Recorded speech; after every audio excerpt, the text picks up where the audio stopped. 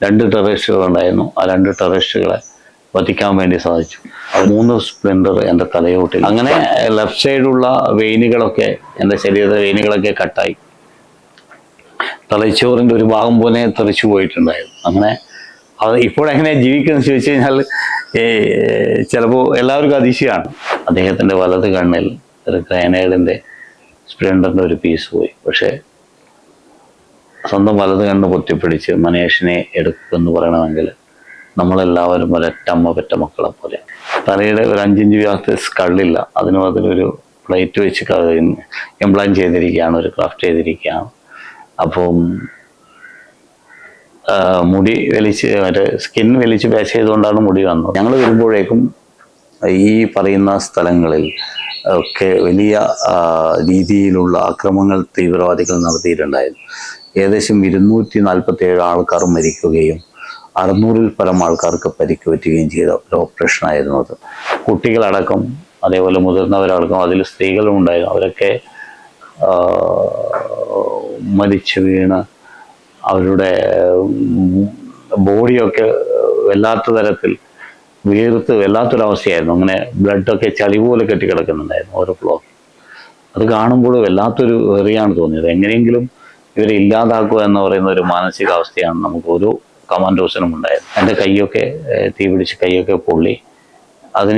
അപ്പോൾ ഡാങ്കിലേക്ക് കത്തി. പിന്നെ അതൊന്നും ഞാൻ സീരിയസ് ആക്കി എടുത്തിട്ടില്ല. പക്ഷേ നിർഭാഗ്യവശാൽ 15ഓളം സിവിൽ പോലീസ് ഓഫീസറും ഈ പറഞ്ഞ 3 പോലീസ് IPS ഓഫീസറും വീരമൃത്യു വരും. അവർ ഗ്രനേഡ് ലൂപ്പ് ചെയ്തപ്പോൾ മേലെ താഴെ വന്ന് ബ്ലാസ്റ്റ് ആവും എന്ന് തോന്നിയപ്പോൾ അത് ഞാൻ തലയിൽ ഹെഡ് ചെയ്തു. അങ്ങനെ എൻ്റെ തലയുടെ ഒരു 4 ഫീറ്റ് മുകളിൽ നിന്ന് ആ ഗ്രനേഡ് ബ്ലാസ്റ്റായി. ബ്ലാസ്റ്റായതിനു ശേഷം എൻ്റെ ഹെൽമെറ്റിൽ ഈ അപകടം സംഭവിക്കുന്ന സമയത്ത് എൻ്റെ മകനന്ന് 6 മാസം മാത്രമേ പ്രായമുള്ളൂ. അന്ന് ഡൽഹിയിൽ ക്വാർട്ടേഴ്സിലായിരുന്നു എൻ്റെ വൈഫ്, എൻ്റെ മകൻ. പക്ഷെ അവരുടെ മുഖങ്ങൾ പോലും എനിക്ക് ഓർമ്മയുണ്ടായിട്ടില്ല എന്നതാണ് യാഥാർത്ഥ്യം.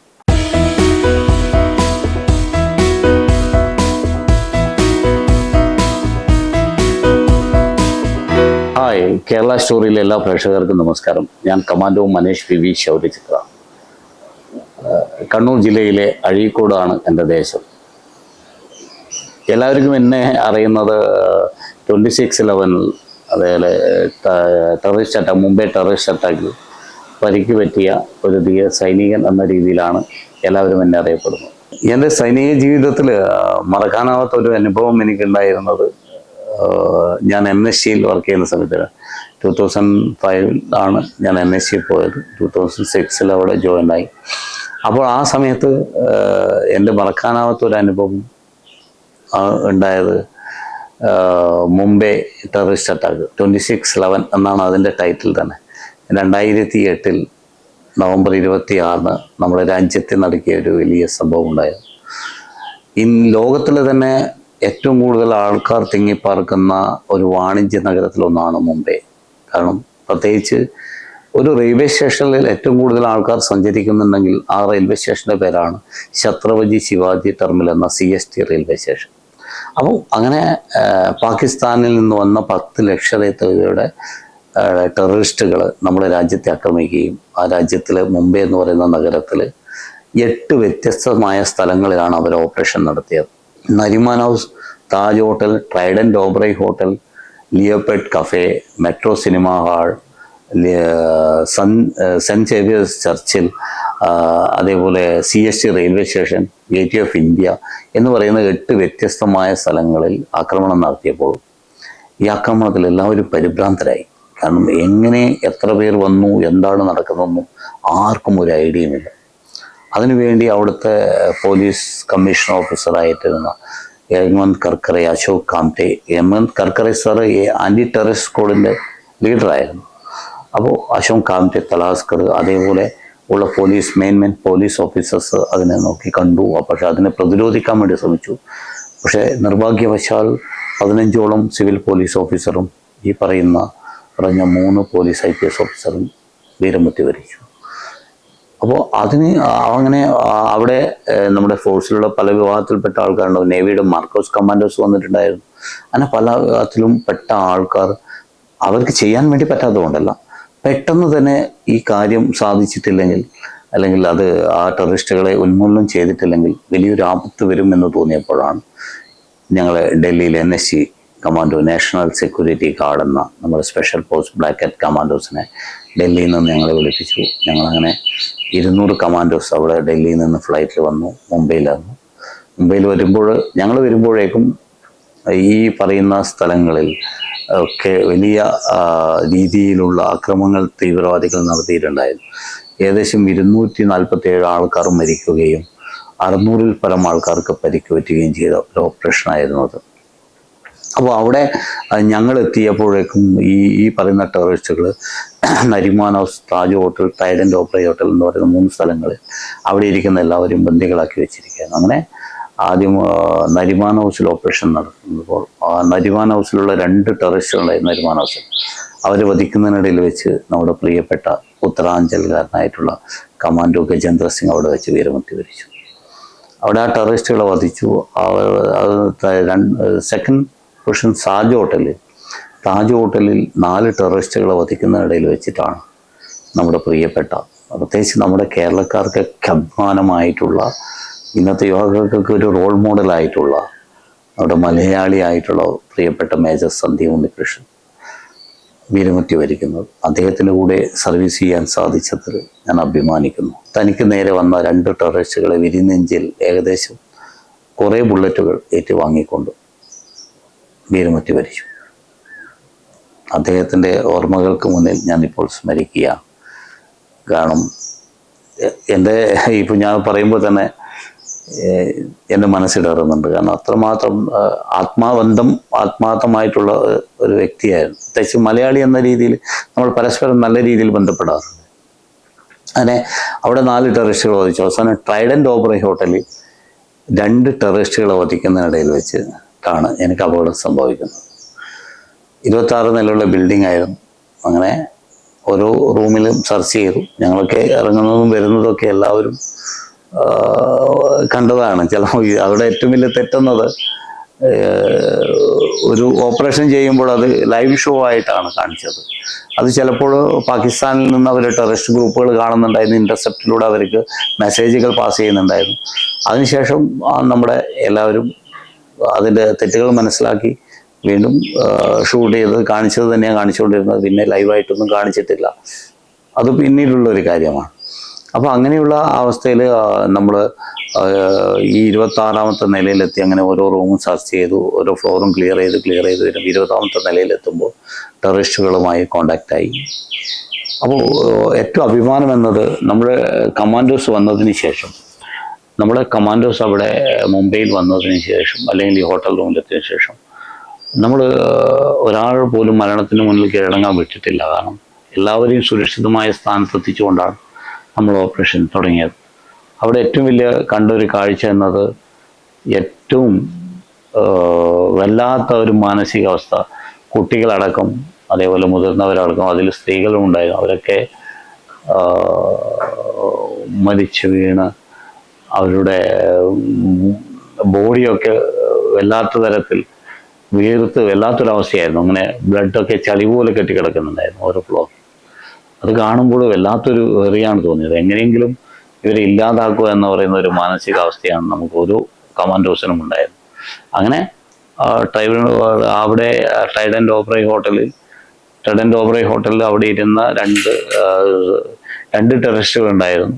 അവരുമായി കോണ്ടാക്ട് ആയതിനു ശേഷം അത് എൻഗേജ് ചെയ്ത് വെച്ചു. പിന്നെ നമ്മൾ ആ റൂം എൻഗേജ് ചെയ്ത് വെച്ചുകൊണ്ട് നമ്മൾ മറ്റുള്ള സ്ഥലങ്ങളൊക്കെ ക്ലിയർ ചെയ്ത് മറ്റുള്ള എല്ലാവരെയും സുരക്ഷിതമായ സ്ഥാനത്തെത്തിച്ചതിന് ശേഷമാണ് ഓപ്പറേഷൻ സ്റ്റാർട്ട് ചെയ്തത്.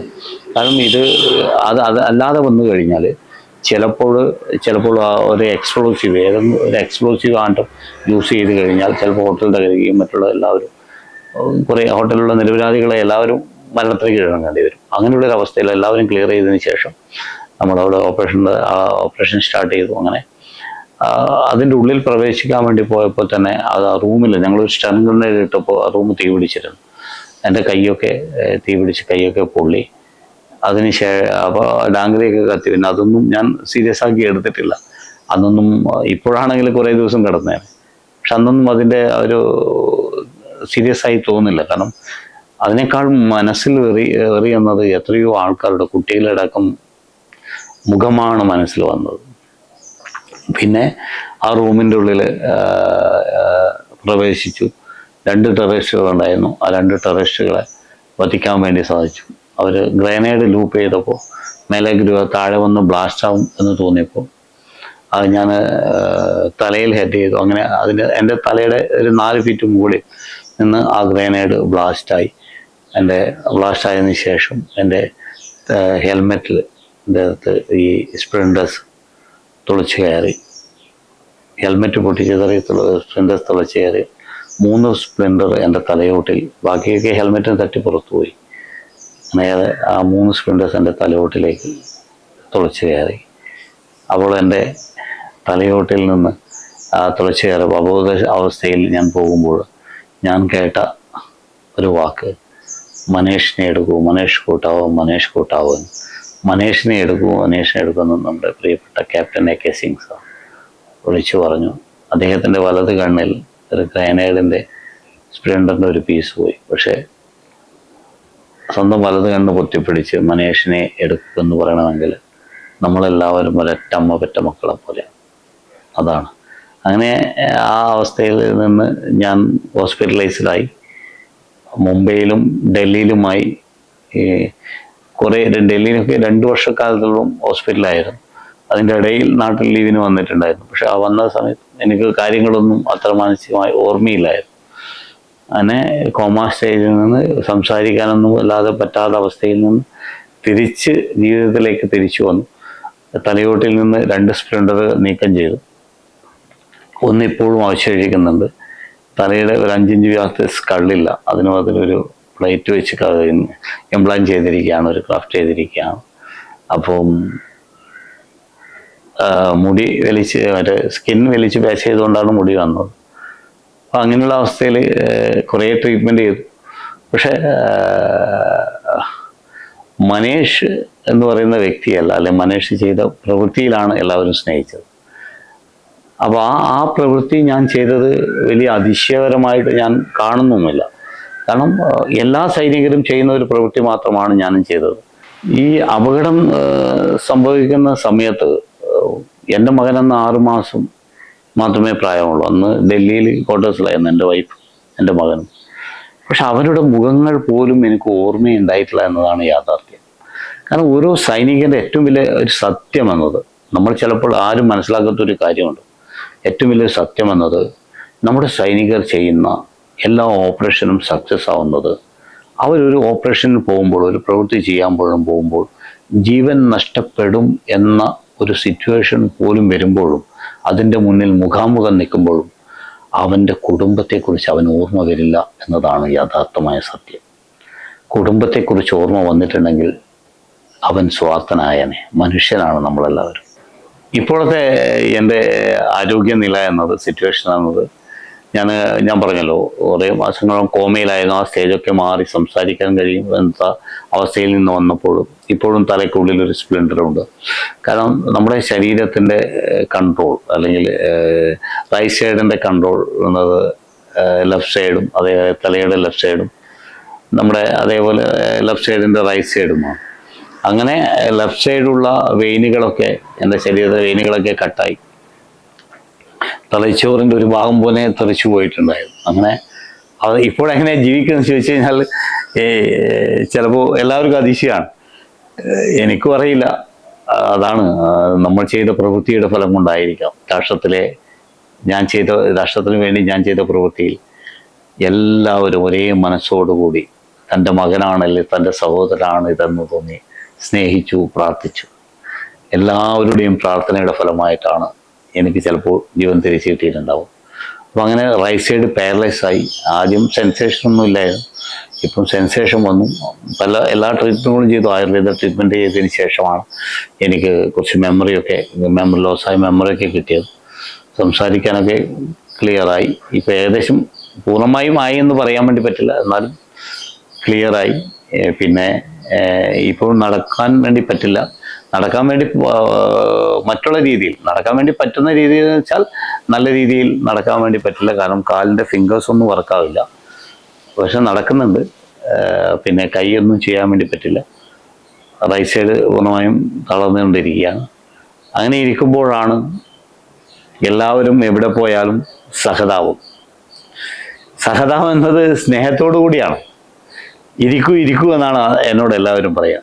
പക്ഷെ അപ്പോൾ അവിടെ ഞാനൊരു ഫോഴ്സിൽ വർക്ക് ചെയ്ത ഒരാൾ, അത് പ്രത്യേകിച്ച് ഒരു കമാൻഡോ ഫോഴ്സിൽ വർക്ക് ചെയ്ത ഒരു വ്യക്തി എന്ന രീതിയിൽ ആ ഒരു സഹതാപത്തിൽ ഞാൻ ഒതുങ്ങി നിൽക്കണോ എന്നുള്ള തോന്നൽ. എപ്പോഴും ഇരുന്നിട്ടാണോ നിൽക്കേണ്ടത്, അല്ലെങ്കിൽ പ്രവർത്തിച്ച് കാണിച്ചു കൊടുക്കണ്ടേ?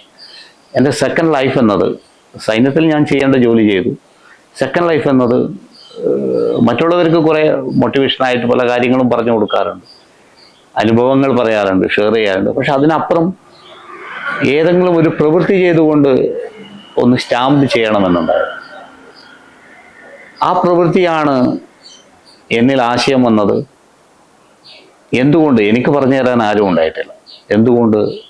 നമുക്കൊരനുഭവമുണ്ട്. നമ്മുടെ രാജ്യത്ത് ഇതേപോലെ നമ്മൾ പറയുന്ന കുറേ കുട്ടികൾ ഞാൻ കാണുമ്പോഴൊക്കെ മൊബൈൽ ഫോൺ പിടിച്ചുകൊണ്ട് തല താഴെ ഇട്ടുകൊണ്ടിരിക്കുക. ആ അവസ്ഥയിൽ നിന്ന് മാറി അവർക്ക് വലിയൊരു സ്വപ്നമുണ്ട്. ആ സ്വപ്നം യാഥാർത്ഥ്യമാകാൻ വേണ്ടിയിട്ടുള്ള രാഷ്ട്രബോധത്തിൻ്റെ, രാഷ്ട്രസ്നേഹത്തിന് വേണ്ടി സേവിക്കാൻ വേണ്ടി അവർക്ക് ഒരു പ്രാപ്തർ, എന്തുകൊണ്ട് അവരെ പ്രാപ്തരാക്കിക്കൂടാ എന്നൊരു തോന്നൽ എന്തുവാണ്. അങ്ങനെ ഞാനൊരു നിശ്ചയദാർഢ്യമെടുത്തു. എൻ്റെ പഞ്ചായത്തിൽ ഒരു 100 സൈനികരെ സൃഷ്ടിക്കുക. ഇന്ന് അഴീക്കോട് പഞ്ചായത്ത് എന്ന് പറയുന്ന എൻ്റെ ഗ്രാമപഞ്ചായത്തിൽ 108 സൈനികരെ സൃഷ്ടിച്ചു. അത് കണ്ണൂർ ജില്ലയിൽ ഒരു 135 സൈനികരെ സൃഷ്ടിച്ച് ആ സൈനികർ ഇന്ത്യയുടെ വിവിധ ഭാഗങ്ങളിൽ വിവിധ ഫോഴ്സുകൾ എനിക്ക് തോന്നുന്ന എല്ലാ ഫോഴ്സുകളിലും അവർ വർക്ക് ചെയ്യുന്നുണ്ട്.